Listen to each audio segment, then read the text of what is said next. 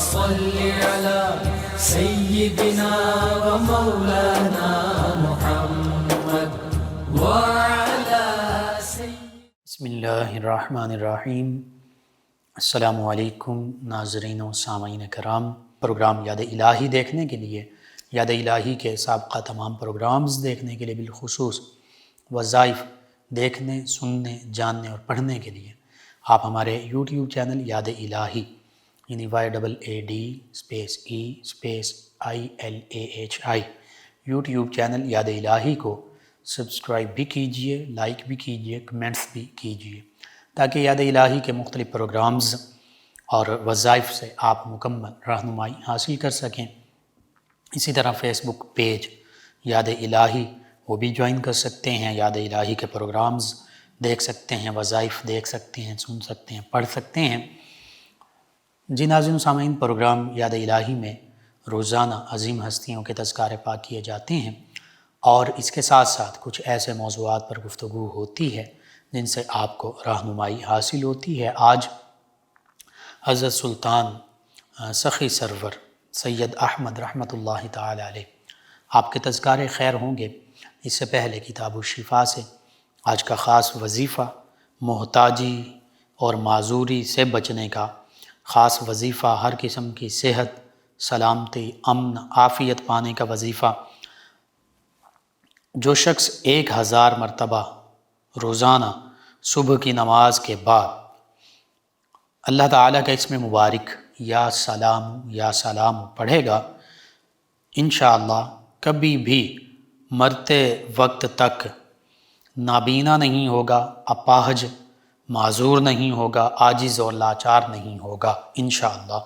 اللہ تعالیٰ چلتے ہاتھ پیروں سے اٹھائے گا، کسی کی محتاجی نہیں ہوگی۔ دوبارہ سماعت کر لیجئے، ہر قسم کی صحت، سلامتی، عافیت، امن، محتاجی اور معذوری سے بچنے کا بھی یہ وظیفہ ہے۔ جو شخص 1000 دفعہ صبح کی نماز کے بعد، فجر کی نماز کے بعد ہر روز اللہ تعالیٰ کا اسم مبارک یا سلام یہ پڑھتا رہے گا، انشاءاللہ مرتے وقت تک کبھی بھی نابینا، معذور، اپاہج، عاجز اور لاچار نہیں ہوگا۔ اللہ تعالیٰ چلتے ہاتھ پیروں اسے اٹھائے گا، یعنی امن، عافیت کی زندگی بھی نصیب ہوگی، اور انشاءاللہ خاتمہ بھی سلامتی پر ہوگا، کسی کی محتاجی نہیں ہوگی، اللہ تعالیٰ کی بارگاہ میں حاضر ہو جائے گا، امن و سلامتی کے ساتھ پوری زندگی بھی گزارے گا، اور امن، عافیت اور سلامتی کے ساتھ اسے موت بھی نصیب ہوگی انشاءاللہ۔ تو یہ بہت خاص وظیفہ ہے۔ یا سلام ہر فجر کی نماز کے بعد لازمی 1000 مرتبہ پڑھیں، اس کے علاوہ بھی چلتے پھرتے اٹھتے بیٹھتے آپ پڑھتے رہیں انشاءاللہ۔ اللہ تعالیٰ ہر قسم کی صحت، عافیت، سلامتی، سکون، امن، بہتری، بھلائی عطا فرمائے گا۔ سبھی گھر کے افراد پڑھیں اسے، یا سلام کثرت سے پڑھتے رہیں، اپنے لیے، اپنے گھر والوں کے لیے، امت مسلمہ کے لیے پڑھتے رہیں انشاءاللہ۔ اللہ تعالیٰ کی طرف سے ہر قسم کی ہمیں سلامتیاں عطا ہوں گی۔ آپ ضرور اپنے معمول کا حصہ بنائیے، اپنے اوراد و وظائف میں شامل کیجئے، اپنے اعزہ، اقربا، رشتہ دار، دوست، احباب، پڑوسی، محلہ دار، امت مسلمہ تک پہنچائیے۔ میرے، آپ کے، ہمارے بتانے سے ہمارے کسی بھی مسلمان بہن، بھائی، مسلمان فرد، مسلمان گھرانے کا فائدہ ہوتا ہے، تو انشاءاللہ یہ ہمارے لیے دین و دنیا آخرت میں بھلائی، فائدے، نجات اور شفا کا باعث ہوگا، سلامتی کا باعث ہوگا۔ اللہ سبحانہ و تعالیٰ سے دعا ہے، اللہ تعالیٰ ہمیں آسانیاں عطا فرمائے، ہر قسم کی صحت، امن، عافیت، سلامتی عطا فرمائے۔ اللہ تعالیٰ آسانیاں عطا فرمائے، آسانیاں بانٹنے والا بنائے، مشکلات سے ہماری حفاظت فرمائے، آمین۔ جی ناظرین و سامعین، آپ سماعت فرما رہے ہیں پروگرام یاد الہی۔ آج ایک عظیم ہستی، اولیاء کاملین صالحین میں سے، اولیاء پاکستان، اولیاء برصغیر، اولیاء پنجاب میں سے ایک عظیم ہستی، حضرت سید احمد سخی سلطان سخی سرور رحمۃ اللہ تعالی علیہ آپ کے تذکارے خیر ہوں گے۔ نبی رحمت صلی اللہ علیہ وآلہ وسلم کی اولاد اطہار میں سے ہیں، نبی کریم صلی اللہ علیہ وآلہ وسلم کے گھرانے میں سے، اور پھر وہ گھرانہ جسے ہم عام طور پہ سادات کا گھرانہ کہتے ہیں، اس گھرانے کے ساتھ آپ کا تعلق ہے۔ نبی رحمت صلی اللہ علیہ وآلہ وسلم کی اولاد پاک بڑی عظمت، رفعت اور شان اللہ تعالیٰ نے انہیں عطا فرمائی کہ تیری نسل پاک میں ہے بچہ بچہ نور کا، تو ہے عین نور، تیرا سب گھرانہ نور کا۔ نبی رحمت صلی اللہ علیہ وآلہ وسلم نور ہیں، آپ کا گھرانہ نور ہے، ہر بچہ آپ کی نسل پاک کا وہ نوری وجود مسعود رکھتا ہے، روشنی کا مینار ہے۔ اسی گھرانے کی یہ ہستی ہیں سید احمد، جو سخی سرور، سخی سلطان کے نام سے معروف ہیں رحمۃ اللہ تعالی علیہ۔ آپ کے حوالے سے چونکہ اولیاء کاملین صالحین میں سے بھی ہیں، آقا کریم صلی اللہ علیہ وآلہ وسلم کے گھرانے میں سے بھی ہیں، آقا کریم صلی اللہ علیہ وآلہ وسلم نے اپنے گھرانے والوں کے حوالے سے یہ بھی فرما دیا تھا کہ سیدہ فاطمہ رضی اللہ عنہا اور ان کی اولاد اطہار انہیں جہنم کی آگ نہیں چھوئے گی، انہیں آگ نہیں چھوئے گی۔ یعنی نبی کریم صلی اللہ علیہ وآلہ وسلم کی نسل پاک جو آقا کریم صلی اللہ علیہ وآلہ وسلم کے طریقے پر ہیں، اور چاہے وہ ضروریات دین کے حوالے سے ہوں، عقائد اسلام کے حوالے سے، انشاءاللہ ان کے لیے اللہ کے حبیب صلی اللہ علیہ وآلہ وسلم کی یہ دعا، یہ فرمان، یہ کافی ہے۔ اور جو بھی بندہ مومن اس حقیقی اسلام کی تعلیمات، عقائد کے مطابق زندگی گزارتا ہے، اللہ کے حبیب صلی اللہ علیہ وآلہ وسلم کے احکامات کے تابع رہتا ہے، عقائد اسلام جو اسلام کی تعلیمات ہیں، عقائد ہیں، ضروریات دین، ان میں سے کسی چیز کا انکار نہیں کرتا، ان کا پابند رہتا ہے، تو اللہ تعالیٰ کے فرمان قرآن مجید فرقان حمید کے مطابق، احادیث مبارکہ کے مطابق اسے بھی اللہ کی رضا حاصل ہوگی، اور اللہ کی رضا کا مقام جنت حاصل ہوگا، جنت حاصل ہوگی۔ اسی طرح اولیاء اللہ، ان کا مقام یہ ہے۔ آقا کریم صلی اللہ علیہ وآلہ وسلم کی بارگاہ میں جب عرض کیا گیا کہ من اولیاء اللہ، اولیاء اللہ کون ہیں، تو فرمایا الذین اذا رؤوا ذکر اللہ، اللہ کے ولی، اللہ کے دوست، اللہ کے مقرب بندے، اللہ کے محبوب پیارے بندے وہ ہیں جنہیں دیکھ کر اللہ کی یاد نصیب ہو جائے، جنہیں دیکھ کر اللہ اللہ کرنا نصیب ہو جائے، جنہیں دیکھ کر یاد الہی نصیب ہو جائے، یہ اولیاء اللہ ہیں۔ اولیاء اللہ کی ظاہری صورتیں بھی نورانی ہوتی ہیں، روشن چمکدار، اللہ تعالیٰ کے انوار و تجلیات کا نزول ہو رہا ہوتا ہے ان پر، اللہ تعالیٰ کے انوار و تجلیات کا یہ پیکر ہوتی ہیں ہستیاں، اور باطن بھی ان کے خوبصورت ہوتے ہیں۔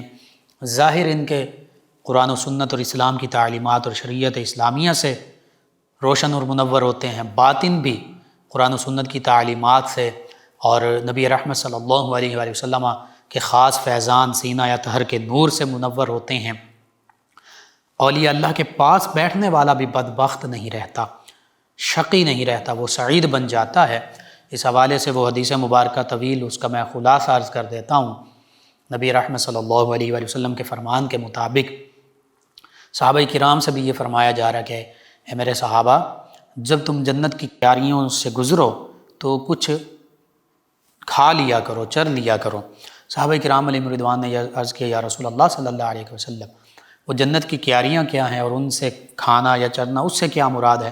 فرمایا اللہ کے ذکر کے جو حلقے ہیں، جو اولیاء اللہ، جو ایمان والے اللہ اللہ کرنے کے لیے اکٹھے ہوتے ہیں، بیٹھتے ہیں، حلقے قائم کرتے ہیں، فرمایا یہ جنت کی کیاریاں ہیں۔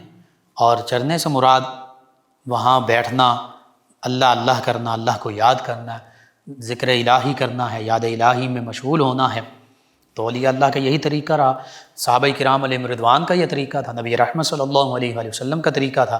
احادیث مبارکہ میں موجود ہے، آقا کریم صلی اللہ علیہ وآلہ وسلم نماز پڑھنے کے بعد تحلیل اور تکبیر، یعنی اللہ اکبر اور لا الہ الا اللہ، یہ ذکر فرمایا کرتے تھے۔ سیدنا عبداللہ بن عباس رضی اللہ عنہما آپ فرماتے ہیں، آپ چونکہ اس وقت کم سن تھے، تھوڑی کم عمر تھے، تو آپ فرماتے ہیں کہ غالباً 7 یا 8 سال کے تھے، اور نبی رحمت صلی اللہ علیہ وآلہ وسلم کے وصال مبارکہ پر غالباً آپ کی عمر 10، 12 سے 15 سال کے قریب تھی، نوجوان تھے۔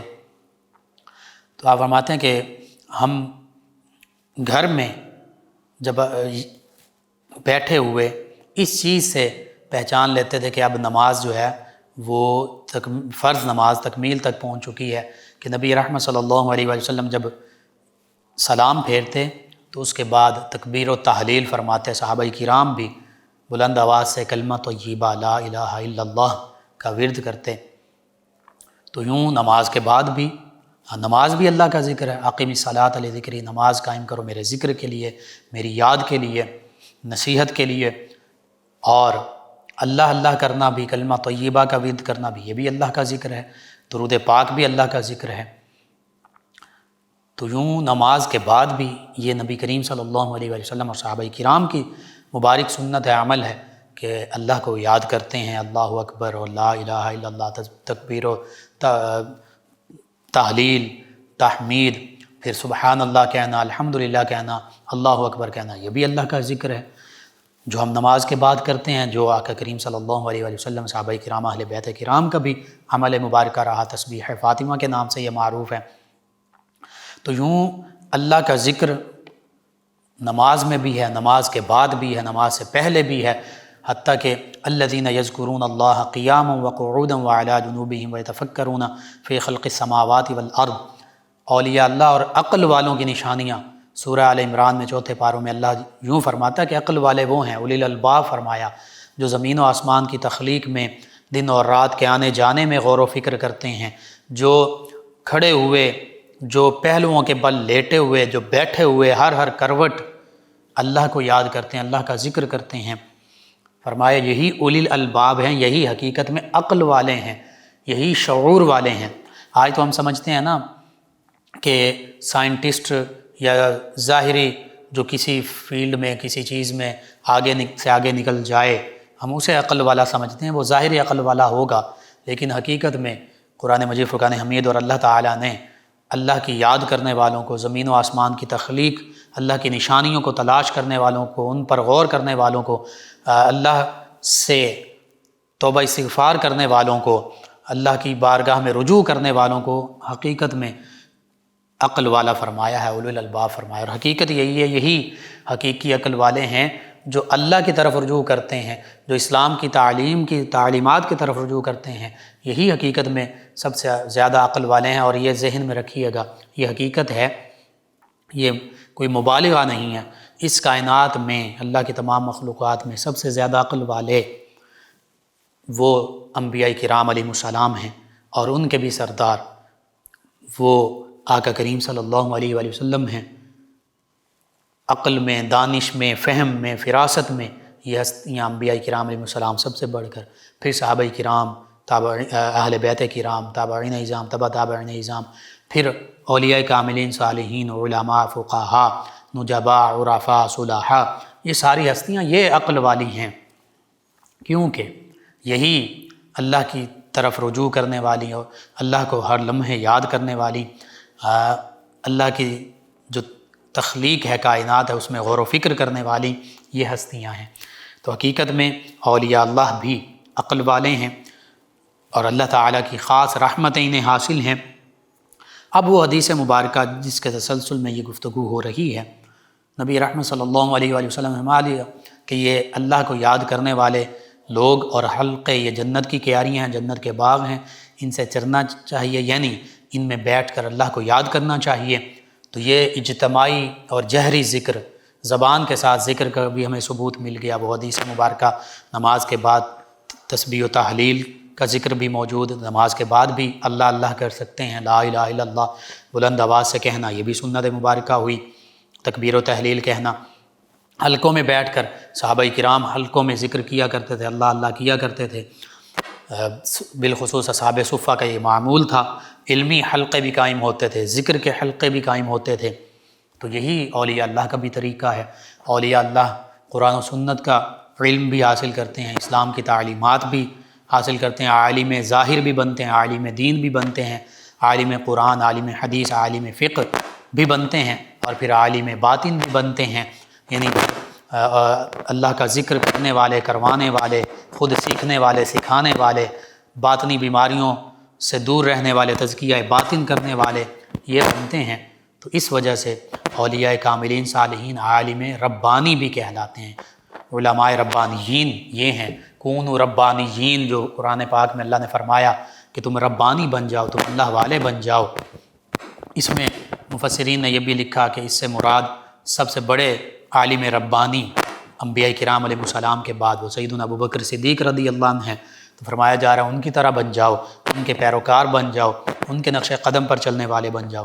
اور پھر تمام انبیاء کرام عالم ربانی ہیں، آقا کریم صلی اللہ علیہ وآلہ وسلم تو سب سے بڑے عالم حق ہیں، عالم ربانی ہیں، اور پھر خلفائے راشدین، پھر صحابہ کرام، اہل بیت کرام، تو انہی کی پیروی کرنے کا حکم ہمیں دیا جا رہا ہے۔ اولیاء اللہ انہی ہستیوں کی پیروی کیا کرتے تھے اور بلند مقام و مرتبہ پاتے تھے۔ انہی ہستیوں میں سید احمد حضرت سخی سلطان سخی سرور رحمۃ اللہ تعالی علیہ ہیں۔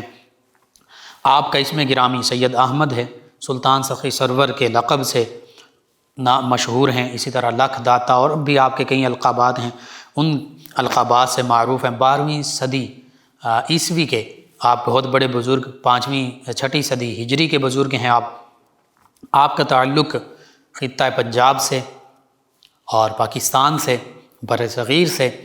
آپ کے والد گرامی وہ بھی اللہ کے ولی، عالم دین، عالم باطن، 22 سال تک آپ کے والد گرامی جو ہیں یہ مدینہ طیبہ میں حاضر رہے، اپنی خدمات بجا لاتے رہے، اور پھر اللہ کے پیارے حبیب صلی اللہ علیہ وآلہ وسلم ہی کی طرف سے انہیں حکم ملا، اس حکم پر کہ تم ہندوستان چلے جاؤ، وہاں اسلام کی نشر و ارشاد کرو۔ تو ان کے والد گرامی اللہ کے حبیب صلی اللہ علیہ وآلہ وسلم کے حکم پر یہاں برصغیر پاک و ہند میں تشریف لائے، اور بعض نے شاہ کوٹ ضلع ننکانہ کا ذکر کیا، لیکن حقیقت یہ ہے کہ یہ شاہ کوٹ ضلع ملتان، اس علاقے میں آپ تشریف لائے، یہاں پر قیام کیا۔ یہیں پر حضرت سید احمد آپ کے صاحبزادے حضرت سخی سرور رحمۃ اللہ تعالی علیہ، ان کی ولادت باسعادت ہوئی 524 ہجری اور 3 اپریل 1130 عیسوی، یعنی 6ٹھی صدی ہجری اور 12ویں صدی عیسوی میں آپ کی ولادت باسعادت ہوتی ہے۔ 6ٹھی صدی ہجری اور 12ویں صدی عیسوی یہ آپ کا دور ہے، اور یہ وہی مبارک عہد ہے جس میں حضرت خواجہ مودود چشتی رحمۃ اللہ تعالی علیہ موجود ہیں، حضرت خواجہ عثمان حاتمی موجود ہیں، پھر آگے حضرت خواجہ محمود چشتی اجمیری علیہ رحمہ بھی یہاں تشریف لا رہے ہیں برصغیر پاک و ہند میں۔ ادھر بغداد شریف میں حضرت شیخ عبد القادر جیلانی غوث الثقالین رضی اللہ عنہ آپ تشریف فرما، حضرت شیخ شہاب الدین سہروردی علیہ رحمہ آپ تشریف فرما ہیں۔ ان تمام ہستیوں سے، بالخصوص 3 ہستیوں خواجہ مودود چشتی، حضرت شہاب الدین سہروردی اور حضور غوث اعظم رضی اللہ عنہم اجمعین، ان 3 ہستیوں کے حوالے سے ملتا ہے کہ آپ نے خاص طور پر ان تینوں سلاسل طریقت کی فیوز و برکات ان ہستیوں سے پائے۔ بہرحال بچپن کا عالم ہے، والد گرامی آپ کی تعلیم و تربیت کر رہے ہیں، ابتدائی علوم جو ہیں وہ اپنے والد گرامی سے آپ نے سیکھے ہیں، پھر اس کے بعد ظاہری ابتدائی تربیت جو ہے وہ بھی آپ کے والد گرامی نے آپ کی فرمائی، اور جیسے کوئی مرشد مرید کی تربیت کرتے ہیں اسی طرح آپ کی تربیت ہوئی۔ پھر الحمدللہ پھر آپ کی ظاہری علوم کے حصول کے لیے اس دور میں لاہور میں سید محمد اسحاق علیہ رحمہ، ان کا بہت زیادہ چرچا تھا، یہ بہت بڑے عالم تھے، تو ظاہری علوم حاصل کرنے کے لیے، قرآن و سنت اور فقہ کے علوم حاصل کرنے کے لیے آپ کے والد نے آپ کو ان کے پاس لاہور بھیجا۔ یہاں رہ کر حضرت سید احمد سخی سرور رحمۃ اللہ تعالی علیہ آپ نے قرآن و حدیث، فقہ اور جو دیگر علوم تھے وہ تمام علوم اخذ کیے، پھر واپس اپنے والد گرامی کے پاس اپنے آبائی علاقے میں چلے گئے۔ والد گرامی نے مزید آپ کی تربیت کی، بالخصوص روحانی حوالے سے آپ کی تربیت کی، پھر آپ میں مزید علم باطن حاصل کرنے کا، سلوک اور تصوف کی منازل، جسے حدیث مبارکہ میں علم احسان فرمایا گیا، قرآن پاک میں تزکیہ باطن فرمایا گیا، تزکیہ باطن کے لیے، علم احسان کے لیے، علم باطن کے لیے آپ بغداد کا آپ نے سفر اختیار کیا، بغداد شریف حاضر ہوئے، وہاں حضور غوث اعظم رضی اللہ عنہ سے بیعت ہوئے، سلسلہ قادریہ کا فیضان حاصل کیا، سلسلہ قادریہ میں آپ کو خلافت اور اجازت سے نوازا گیا۔ اسی طرح آپ کی سیرت کے حوالے سے کتابوں میں یہ ملتا ہے کہ شیخ شہاب الدین عمر سہروردی علیہ رحمہ، ان سے سلسلہ سہروردیہ کا فیضان حاصل کیا، پھر خواجہ مودود چشتی علیہ رحمہ، ان کے حوالے سے بھی ملتا ہے، اگرچہ یہ چشت شریف افغانستان سے ان کا تعلق، لیکن اولیاء کاملین صالحین سفر میں بھی رہا کرتے تھے، تو غالباً سفر میں یا افغانستان آ کر ان سے سلسلہ چشتیہ کا فیضان بھی حاصل کیا۔ تو یوں سلسلہ چشتیہ، سہروردی اور قادریہ تینوں بڑے سلاسل طریقت جو ہیں، ان کے فیوز و برکات، اجازات اور خرقہ خلافت یہ آپ نے حاصل کی، اور پھر مرشد گرامی ہی کے حکم پر آپ واپس تشریف لائے شاہ کوٹ، یہاں کچھ عرصہ آپ نے، بلکہ کافی عرصہ یہیں پر آپ نے قیام کیا، اور پھر وصال کے قریب، شہادت کے قریب آپ جہاں آپ کی تدفین ہوئی، جہاں آپ کا مزار مبارکہ موجود ہے، سخی سرور ضلع ڈیرہ غازی خان، یہاں تشریف لائے۔ تو پوری زندگی آپ کی دیکھی جائے قرآن و سنت کا درس دینے میں آپ نے گزاری، لوگوں کی ظاہری باطنی اصلاح کرنے میں گزاری، اسی طرح امت مسلمہ کی، انسانیت کی خدمت میں گزاری۔ سخی سرور آپ کا لقب پڑا، اس حوالے سے مختلف واقعات کا ذکر ملتا ہے۔ ایک تو یہ بھی کہ 40 درویش اور فقیر جو ہیں وہ آپ کے ہاں انہوں نے قیام کیا، تو آپ نے چونکہ گھریلو بھیڑیں بکریاں تھیں، ان کی دیکھ بھال بھی کرتے تھے، کاشتکاری بھی آپ کیا کرتے تھے، تو وہ فقیر، وہ درویش جب آپ کے پاس حاضر ہوئے، آپ کے پاس آئے، تو آپ نے ان کی ضیافت کے لیے بکریاں جو ہیں وہ ذبح کیں اور ان کی دعوت کی، انہوں نے بڑی خوشی کا اظہار کیا۔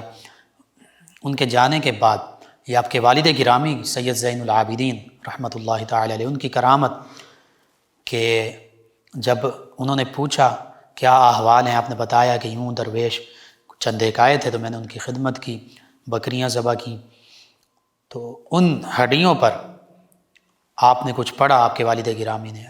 اللہ تعالیٰ کی قدرت کاملہ اور آپ کی کرامت، یعنی اللہ نے آپ کو اس شان سے نوازا۔ کرامت کا معنی یہی ہے تکریم، عزت افزائی۔ اللہ تعالیٰ کی طرف سے آپ کو یہ عزت حاصل ہوئی کہ وہ ہڈیاں جو ہیں وہ کپڑا ان کے اوپر رکھ دیا گیا، آپ نے کچھ پڑھا، اللہ کا کلام پڑھا، اللہ کو یاد کیا، تو اللہ کی قدرت کاملہ سے وہ بکریاں جو ہیں وہ دوبارہ زندہ ہو گئیں۔ یہ آپ کے والد گرامی کی کرامت۔ بہرحال شاہ کوٹ میں کافی عرصہ آپ نے قیام کیا، آپ کے والد گرامی انہوں نے بھی یہیں قیام کیا تھا، آپ کی ولادت باسعادت بھی یہیں ہوئی۔ پھر آپ کے والد گرامی کا وصال ہوا تو ملتان کے حاکم جو ہیں ان کی صاحبزادی، ان سے آپ کا عقد ہوا، اور اس عقد پر بھی کافی لوگ جو ہیں اس موقع پر شامل ہوئے، ان میں غرباء بھی تھے، محتاج لوگ بھی تھے، ضرورت مند بھی تھے، تو آپ نے ان سب لوگوں کو بہت زیادہ مال و دولت سے، دنیا کے ساز و سامان سے نوازا، تو اس دن سے آپ کا لقب جو ہے وہ سخی سرور یا لاکھ داتا یہ معروف ہو گیا، اور پھر سخی سرور لقب جو ہے وہ سب سے زیادہ معروف ہوا، مشہور ہوا۔ اب آپ کی زندگی کا ایک پہلو یہ بھی ہے کہ آپ کے جو خالہ زاد تھے، دیگر رشتہ دار جو تھے، وہ آپ سے بڑا حسد رکھتے تھے۔ آپ کی وراثت میں جو زمین ملی تھی وہ زمین بظاہر بنجر تھی، وہ زمین بظاہر کاشت کے قابل نہیں تھی، لیکن آپ نے اللہ پر بھروسہ کرتے ہوئے، اپنے والدہ مائدہ ان کی دعائیں لیتے ہوئے اس زمین کو کاشت کرنا شروع کر دیا۔ اللہ تعالیٰ نے اس زمین میں برکتیں عطا فرما دی، وہ قابل کاشت ہو گئی، حتیٰ کہ اس میں فصل اگنا شروع ہوئی، اور ایسی فصل اگنا شروع ہوئی، اس میں ایسی برکتیں ہوئیں کہ آپ کے دیگر جو رشتہ دار تھے، بالخصوص خالہ زاد بھائی، ان کی بظاہر زمین ٹھیک تھی، لیکن یہ زمین بھی بنجر جان بوجھ کر دی گئی تھی وراثت کی تقسیم میں کہ یہ ان کے کام نہیں آئے گی۔ اللہ تعالیٰ نے اس بنجر زمین کو شادابی عطا فرما دی، اس میں زیادہ فصل اگنے لگی، برکتیں عطا فرمائیں، اور آپ کے خالہ زاد بھائی جو تھے ان کی زمین پر اتنی فصل زیادہ نہ ہوگی، انہوں نے اب حسد کرنا شروع کر دیا کہ یہ ان کی زمین بنجر تھی اور اس کے باوجود اتنی زیادہ فصل۔ اس پر انہوں نے شور مچایا، یہاں تک کہ وہ کہنے لگے کہ جی وراثت کی تقسیم میں ہم سے غلطی ہوئی ہے، یہ زمین ان کی نہیں ہے، یہ ہمارے حصے کی زمین ہے۔ بہرحال مختلف روایات میں مختلف واقعات کا ذکر ملتا ہے۔ آپ نے فصل بھی اپنے خالہ زاد بھائیوں کو دی، ان کے ساتھ تعاون بھی کرتے، بعض روایات کے مطابق زمین بھی دی، لیکن ان کے حسد کا یہ معاملہ جو ہے یہ ختم نہ ہوا۔ اسی دوران آپ بغداد شریف بھی تشریف لے گئے تھے اور پھر واپسی ہوئی۔ واپس آنے کے بعد بھی بجائے یہ کہ یہ لوگ آپ کے ننیالی خاندان والے وہ آپ کے ساتھ محبت کا اظہار کرتے، آپ کے علاقے کا جو حاکم تھا اس کے پاس آپ کو جانا ہوا، غالباً زمین کے ٹیکس کے حوالے سے۔ آپ کے خالہ زاد بھائی یہ بھی جا رہے تھے، انہوں نے کہا آپ بھی آئیے، آپ تشریف لے گئے۔ وہ قلعے میں رہتا تھا، ایک اونچی جگہ پر رہتا تھا حاکم، اس نے دیکھا، اس کے سپاہیوں نے دیکھا کہ چند لوگ آ رہے ہیں، اس نے خود بھی اس عمل کو دیکھا، اوپر بادل سایہ کیے ہوئے ہیں، بڑا حیران ہوا، اور اس کے دل میں یہ بات آئی کہ یہ پہلے انہوں نے سمجھا کہ کوئی لشکر آ رہا ہے، لیکن بتایا گیا کہ نہیں، چند ایک لوگ ہیں۔ جب آپ نے دیکھا تو آپ کے حاکم نے دیکھا تو اس کے ذہن میں یہ بات آئی کہ ہو سکتا ہے یہ اللہ کے ولی ہوں۔ جب یہ لوگ اس حاکم کے پاس پہنچے تو اس نے مزید اپنی تسلی کے لیے ایک کام یہ کیا کہ اس نے خالی برتن ڈھانپے ہوئے ان کے پاس بھجوائے۔ اس نے کہا کہ اگر یہ اللہ کے ولی ہوں گے تو غیب سے ان کے لیے اللہ تعالیٰ کی طرف سے ان کے لیے کھانے کا انتظام ہو جائے گا۔ ایسا ہی ہوا، وہ جو برتن خالی ڈھانپے ہوئے بھیجے گئے تھے، اللہ تعالیٰ کی قدرت کاملہ سے ان میں انواع و اقسام کے کھانے سامنے موجود ہیں۔ حضرت سید احمد سلطان سخی سرور علیہ الرحمہ، آپ نے، آپ کے دیگر رشتہ داروں نے وہ کھانے کھائے، اور باقی کھانا جو آپ نے حاکم کے پاس بھیج دیا۔ وہ بہت حیران ہوا، وہ سمجھ گیا کہ یہ اللہ کے ولی ہیں، وہ آپ سے بڑی محبت اور ادب احترام کے ساتھ پیش آیا۔ اس دوران معاملات طے پائے۔ اسی حاکم نے بالآخر بعد میں آپ کے لیے اپنی بیٹی کے رشتے کا اظہار کیا، آپ نے اسے قبول کیا، یوں اسی حاکم کی بیٹی کے ساتھ آپ کا عقد ہو گیا۔ بعد میں یوں بھی ہوا کہ آپ کے خاندان کے لوگوں نے، آپ کے خالہ زاد بھائیوں نے آپ کے حوالے سے اس حاکم کو گمراہ کرنے کی کوشش بھی کی، آپ کے خلاف اکسانے کی کوشش کی، لیکن اس نے کسی قسم کی بھی آپ کے خلاف کارروائی نہیں کی، چونکہ وہ یہ جان چکا تھا کہ یہ اللہ کے ولی ہیں، اور یہ بھی پتہ تھا کہ یہ سادات کرام میں سے ہیں۔ بہرحال حضرت سخی سرور رحمۃ اللہ تعالی علیہ نے زمینوں کا بھی معاملہ، اس کو بھی اس پر بھی عوام کی، لوگوں کی بھی خدمت آپ فرمایا کرتے، لوگوں کے ساتھ بھی تعاون کیا کرتے، اپنے رشتہ داروں کے ساتھ بھی تعاون کیا کرتے، لیکن ان لوگوں کی حسد کی، حرص کی آگ نہ بجھی۔ بالآخر ایسا معاملہ پیش آیا کہ ان لوگوں نے آپ کو شہید کیا۔ اس حوالے سے بھی گفتگو ہوگی۔ آپ کو، آپ کی والدہ ماجدہ کو، اور آپ کی زوجہ کو، آپ کی زوجہ کو اور آپ کے 2 صاحبزادوں کو ان لوگوں نے حملہ کر کے شہید کر دیا۔ حضرت سخی سلطان سید احمد رحمۃ اللہ تعالی علیہ، آپ کے خلفاء کا کوئی خاص ذکر نہیں ملتا کہ آپ نے کسی کو خلافت آگے اس سے نوازا ہو، لیکن آپ کی کرامات کا بہت زیادہ ذکر ملتا ہے، یہاں تک کہ ہندوستان کے ہندو اور سکھ لوگ بھی آپ سے بڑی عقیدت رکھا کرتے تھے، اور وہ سلطانی کہلایا کرتے تھے، سخی سلطان سید احمد آپ کے لقب اور نام کی نسبت سے۔ اسی طرح چونکہ آپ بغداد شریف سے واپسی پر سوہدرہ ضلع گجرانوالہ یہاں بھی قیام پذیر رہے، غالباً تحصیل وزیر آباد ہے، یہاں کے اس علاقے کے لوگ بھی آپ سے بڑی عقیدت رکھتے تھے۔ ملتان، ڈیرہ غازی خان، جنوبی پنجاب کے لوگ بھی عقیدت رکھتے تھے، تاکہ اس دور کے مختلف علاقوں کے حکمران آپ سے عقیدت رکھتے تھے۔ تو اس حوالے سے آپ کی کرامات بے شمار ہیں، ان کا ذکر خزینۃ الاصفیاء اور دیگر کتب میں ہمیں ملتا ہے۔ ان میں سے چند ایک کرامات کا ذکر میں کر دیتا ہوں۔ ایک غالباً ہندوستان کے کسی علاقے کا حکمران، وہ بیمار ہوا، اس نے اپنا نمائندہ بھیجا، آپ نے مٹی دم کر کے اس کو دی، فرمایا کہ ان کو دینا، اللہ تعالیٰ نے شفا عطا فرمائی۔ ایک حکمران کے حوالے سے میں نے اس کی بھی بیماری کا مسئلہ تھا، آپ نے نمک دم کر کے دیا اور فرمایا کہ پانی میں ملا کر استعمال کرتے رہنا، اللہ تعالیٰ نے شفا عطا فرمائی۔ بعض گھرانوں کا ذکر ملتا ہے کہ جنہیں آپ کی برکت سے اللہ تعالیٰ نے مختلف بیماریوں سے شفا عطا فرمائی۔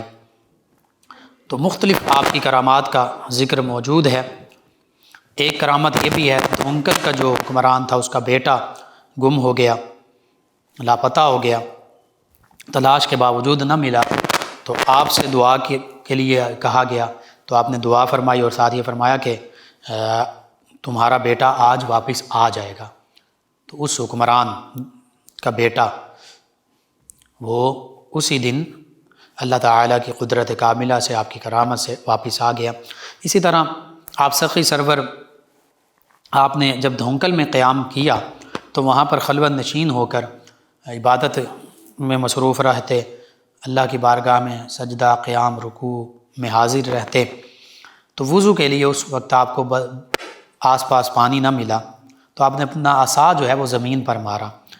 تو آپ کی کرامت یہ ہے، اور اللہ کے ولی کی کرامت وہ حقیقت میں نبی علیہ السلام کا معجزہ ہوتا ہے، اسی کا فیضان ہوتا ہے، اور اللہ کی قدرت کاملہ ہوتی ہے۔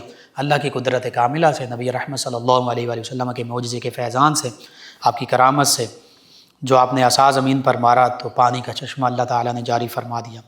پھر لکڑی کا ایک کھونٹا جو ہے وہ زمین میں آپ نے نصب کر دیا، تو وہ لکڑی بعد میں خود بخود سرسبز ہو گئی، ایک درخت کی شکل اس نے اختیار کر لی، اسی کے نیچے آپ بیٹھتے، وہیں نماز ادا کرتے، لوگ وہیں حاضر ہوتے۔ پھر آپ نے مسجد کی تعمیر کی۔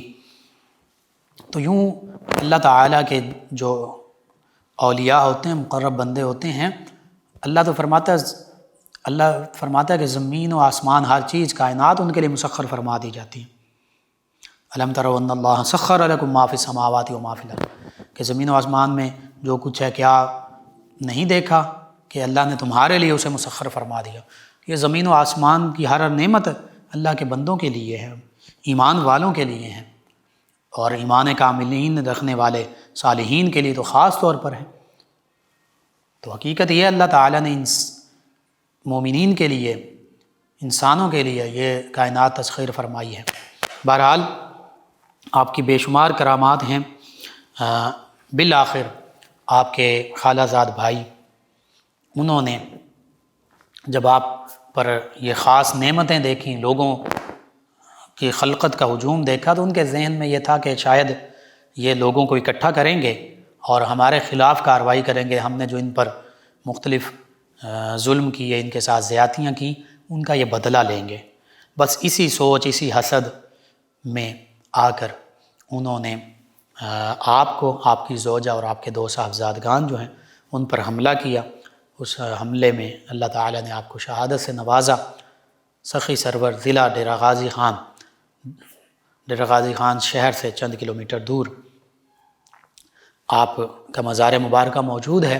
پوری دنیا سے اور بالخصوص پاکستان اور ہندوستان سے لوگ حاضر ہوتے ہیں، بالخصوص عرس مبارکہ کے دنوں میں۔ یہ عرس مبارکہ کے دن ہیں، ان دنوں میں کافی تعداد میں لوگ حاضر ہوتے ہیں، لاکھوں کی تعداد میں، اور ایک دو سانحات بھی پیش آ چکے، بھگدڑ مچنے سے لوگ شہید بھی ہوئے۔ بہرحال یہ بھی میں سمجھتا ہوں شاید کوئی ان کا فیضان ہے کہ لوگوں کو شہادت کا رتبہ ملنا تھا۔ جو اس طرح کسی حادثے میں، سانحے میں ڈوب کر، جل کر، طاعون کی بیماری، پیٹ کی بیماری میں جو بندہ مومن جاتا ہے وہ بھی شہید ہوتا ہے، حکمی شہید۔ حدیث مبارکہ میں شہید میں ان کا ذکر موجود ہے۔ 36 سے زائد قسمیں ہیں شہداء کی۔ حقیقی شہید تو وہ ہیں جو کفار کے خلاف لڑتے ہوئے شہید ہوں۔ بہرحال بندہ مومن جو اللہ کے راستے پر چلتے ہوئے اللہ کے راستے میں جان قربان کر دے، وہ شہید ہے۔ تو یوں ان لوگوں کو بھی شہادت کا مقام ملا، اور یہ وہ فیضان بھی ہے کہ خود یہ ہستی بھی شہید ہوئیں۔ بہرحال اس سے بھی نسبت ہو سکتی ہے اس میں۔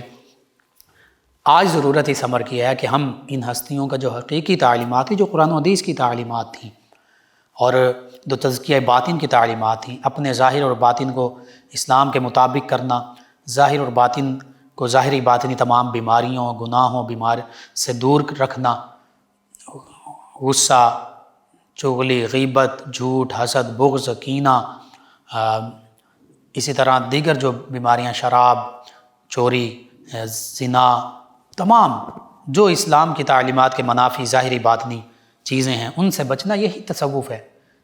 شریعت پر اخلاص کے ساتھ اللہ کی رضا کے لیے چلنا، یہی طریقت ہے، یہی تصوف ہے، یہی علم باطن ہے۔ اللہ سبحانہ وتعالی سے دعا، اللہ تعالی ہمیں ان ہستیوں کی محبت اور پھر ان کے نقش قدم پر بھی چلنے والا بنائے، آمین۔ اللہم صلی علی سیدنا و مولانا محمد وعلی سیدنا۔ آپ سماعت فرما رہے ہیں پروگرام یاد الہی۔ ناظرین و سامعین، اس دوران ہمیں جوائن کیا ہمارے ریگولر لسنرز میں شامل ہیں 208 چک ڈوگراں والا سے چودھری اقبال گجر صاحب، اللہ وسایہ صاحب، افتخار ڈوگر صاحب، غلام رسول صاحب، غلام حسین صاحب، محمد علی عباس صاحب، اور کہتے ہیں ہم آپ کا پروگرام سن رہے ہیں جی، شکریہ، سلام بھی کہا جی، وعلیکم السلام۔ اسی طرح ریگولر لسنرز میں ہمارے شامل ہیں علی حسن شاہ صاحب، محمد طیب حسن شاہ صاحب، حافظ سمیع اللہ شاہ صاحب، اللہ دیتا شاہ صاحب، تاجہ بیر والا بھوانا چنیوٹ سے، آپ کا بھی شکریہ، آپ ہمیں جوائن کرتے ہیں۔ ایک لسنر ہیں، انہوں نے کہا السلام علیکم، کیسے ہیں جی؟ وعلیکم السلام، الحمدللہ۔ علیزہ صاحب ہیں، کہتی ہیں کہ گھر والے شادی کے لیے بہت پریشان ہیں، ان کی شادی کے لیے، اور میری ایج 20 سال ہے، کہتی ہیں کہ کب تک شادی ہوگی؟ جی انشاءاللہ جب اللہ نے چاہا ضرور یہ فرض ادا ہوگا۔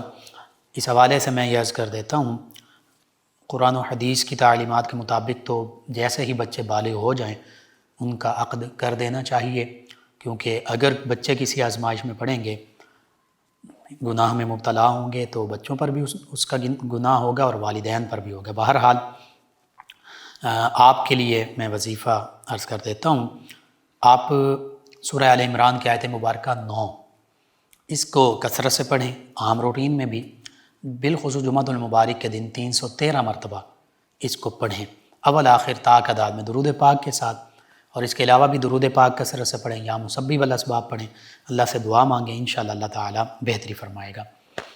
ایک اور لسنر ہیں، انہوں نے غالباً نام نہیں لکھا، کہتے ہیں کہ السلام علیکم سر، کیا حال ہے؟ جی وعلیکم السلام۔ انہوں نے کہا کہ میری زندگی میں مشکلات بہت ہیں، پلیز مجھے بتائیں میں کیا پڑھوں میری زندگی آسان ہو جائے۔ سبھی کے لیے، میرے لیے بھی، تمام امت مسلمہ کے لیے، آپ کے لیے باوضو رہیں ہمیشہ، نماز کی پابندی، تلاوت کلام پاک کی پابندی، پھر بالخصوص آپ یا اللہ یہ پڑھ سکتے ہیں، اور اس کے ساتھ اللہ تعالیٰ کے چند ایک اسماء مبارکہ وقتاً فوقتاً پڑھتے رہیں، یا اللہ یا رزاق پڑھیں، یا اللہ یا سلام پڑھیں، تو یہ دو لازمی پڑھیے، یا اللہ یا سلام، یا اللہ یا سلام، یا اللہ یا رزاق۔ اگر رزق کے حوالے سے معاملہ ہے تو یا رزاق بھی ساتھ پڑھ سکتے ہیں۔ اسی طرح دیگر جو اسماء مبارکہ ہیں آپ پڑھتے رہیں، یعنی یا رحمان، یا رحیم، یا کریم، یا غفور، یا غفار، یا رزاق، یہ سارے اسماء مبارکہ اللہ تعالیٰ کے پڑھتے رہا کریں، انشاءاللہ ہر قسم کی پریشانیاں اور معاملات، یہ تکلیفیں، تنگیاں دور ہو جائیں گی۔ ان کے علاوہ ہمیں جوائن کیا ایک اور لسنر ہیں، انہوں نے کہا السلام علیکم بھائی، کیسے ہیں آپ؟ جی وعلیکم السلام، الحمدللہ۔ کہا کہ میں آپ کا پروگرام روزانہ سنتی ہوں، آپ کا پروگرام بہت اچھا ہے بھائی، ہم اپنی ذاتی جگہ لینا چاہتے ہیں، لیکن جب بھی ہم جگہ کی بات کرتے ہیں تو کوئی نہ کوئی رکاوٹ آ جاتی ہے، اس حوالے سے ایک بتا رہا ہوں۔ ایک تو آپ سبھی لوگوں کو نہ بتایا کریں، خاموشی کے ساتھ اپنا معاملہ سے انجام دیں۔ دوسرا، درود پاک کثرت سے پڑھیں، بالخصوص درود تنجینا، اس کو کوشش کر کے سبھی گھر والے بیٹھ کر 1000 مرتبہ پڑھیں، پھر اللہ سے دعا مانگیں، اور یا مسبب الاسباب بھی پڑھ سکتے ہیں، اللہ تعالیٰ اسباب پیدا فرمائے گا۔ اس کے ساتھ ساتھ اگر ہو سکے سورۃ القاریعہ، یہ سورہ مبارکہ جو ہے، اور سورۃ القریش، یہ 41 مرتبہ روزانہ پڑھیں، اول آخر تا تعداد میں درود پاک پڑھیں، اور اللہ سے دعا مانگیں، انشاءاللہ اللہ تعالیٰ بہتری فرمائے گا۔ رضوان صاحب ہیں، یہ کہتے ہیں میری بھانجی کے خامد نے اسے مار کر گھر سے باہر نکال دی اور کہا کہ چلی جاؤ، میں نے تمہیں نہیں رکھنا، اور پھر کچھ عرصے بعد صلح ہو گئی، کیا ایسے طلاق تو نہیں ہو گئی، اور مجھے کیا فدیہ وغیرہ دینا ہوگا؟ چلیں میں عرض کرتا ہوں، اگر تو طلاق کے لفظ نہیں بولے تو پھر طلاق نہیں ہے، کنایتاً بھی نہیں کہا، اشارتاً بھی نہیں کہا، یعنی واضح بھی نہیں کہا، اشارہ بھی نہیں کیا، صرف یہ کہا کہ تم گھر سے چلی جاؤ، تو اس صورت میں تو طلاق نہیں ہوئی۔ لیکن اگر طلاق کہا ہے، ایک دفعہ کہا ہے تو ایک طلاق، دو دفعہ کہی ہیں تو دو طلاقیں، تین دفعہ کہی ہیں تو تین طلاقیں، لیکن بظاہر جو آپ نے صورت بتائی ہے اس حوالے سے طلاق نہیں ہوئی۔ مزید اگر آپ اس معاملے میں شش و پنج کا شکار ہیں تو اس کا طریقہ یہ ہے کہ خاتون خانہ جن کے ساتھ یہ معاملہ ہوا تھا وہ اپنی تحریر یا خود آپ بھی ساتھ جائیں، کسی بھی دارالافتاء سے ساری صورتحال بتائیں۔ بعض کا ایسا ہوتا ہے کہ کنایتاً کچھ لفظ یا طلاق کی نیت سے کچھ لفظ ایسے بولے جاتے ہیں، اب وہ شوہر پر بھی ہوتا ہے کہ شوہر نے طلاق کی نیت سے بولے تھے یا ویسے ہی بولے تھے کہ تو مجھ پہ حرام ہے، یا تو یہاں سے نکل جا، اور بھی کچھ الفاظ ہوتے ہیں۔ تو اس حوالے سے اب یہ شوہر کی نیت پر پھر معاملہ ہوتا ہے، تو شوہر کو بھی چاہیے کہ اگر واقعتاً اس کی نیت میں اس نے کچھ اس نیت سے الفاظ ادا کیے تھے تو وہ اس حوالے سے مفتیان کرام سے زبانی اور لکھی ہوئی صورت میں فتویٰ حاصل کرے، پوچھے۔ تو بالکل اس حوالے سے آپ بھی اور شوہر جو ہیں ان کے، انہیں بھی چاہیے وہ رہنمائی حاصل کر لیں تو زیادہ بہتر ہے، دارالافتاء سے رجوع کریں۔ محمد ابو بکر صاحب ہیں، کہتے ہیں خلفائے راشدین نے کتنے سال خلافت کی؟ جی سیدنا ابو بکر صدیق رضی اللہ عنہ نے تقریباً 2 سال، سیدنا عمر فاروق اعظم رضی اللہ عنہ نے تقریباً 10 سے 11 سال، سیدنا عثمان ذو النورین رضی اللہ عنہ کا بھی تقریباً 11-12 سال کا عرصہ بنتا ہے، اور سیدنا علی المرتضیٰ تقریباً 5 سال، پھر سیدنا امام حسن رضی اللہ عنہ مجمعین، سیدنا امام حسن نے تقریباً 6 ماہ، یہ تقریباً 1 سال کا عرصہ بنتا ہے، 40 ہجری تک یہ خلافت راشدہ کا دور رہا۔ اس کے بعد پھر سیدنا امیر معاویہ رضی اللہ عنہ وہ اسلام کے بادشاہ بنے۔ بہرحال یہ 30 سال تک۔ ان کے علاوہ ایک اور لسنر ہیں، انہوں نے اپنے خواب کا ذکر کیا، جن انشاءاللہ اللہ تعالیٰ بہتری فرمائے گا۔ یہ سنیکس اور فش والا خواب آپ نے جو بیان کیا، آپ صدقہ خیرات کیجئے اور توبہ استغفار کیجئے، اللہ تعالیٰ کی طرف رجوع کیجئے، انشاءاللہ اللہ تعالیٰ بہتری فرمائے گا۔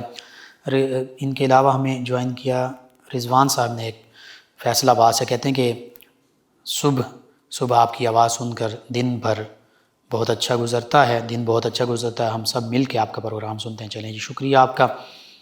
فخر امیز صاحب ہیں، کہتے ہیں کاروبار میں بندش ہے، پریشانی رہتی ہے، کوئی وظیفہ یا اللہ یا سلام یا اللہ یا رزاق یہ پڑھیں، اور اس کے علاوہ صبح اور شام 3 مرتبہ سورہ فاتحہ، 3 مرتبہ آیت الکرسی، 3 مرتبہ چاروں قل اول آخر تعداد میں درود پاک پڑھ کر اپنے اوپر دم کریں، گھر پر دم کریں، دکان یا کاروبار کی جو جگہ ہیں وہاں دم کریں، سورہ یاسین لازمی روزانہ پڑھا کریں، گھر میں سورہ بقرہ کی تلاوت کی جائے یا سنی جائے خاموشی کے ساتھ، انشاءاللہ اللہ تعالیٰ برکتیں عطا فرمائے گا۔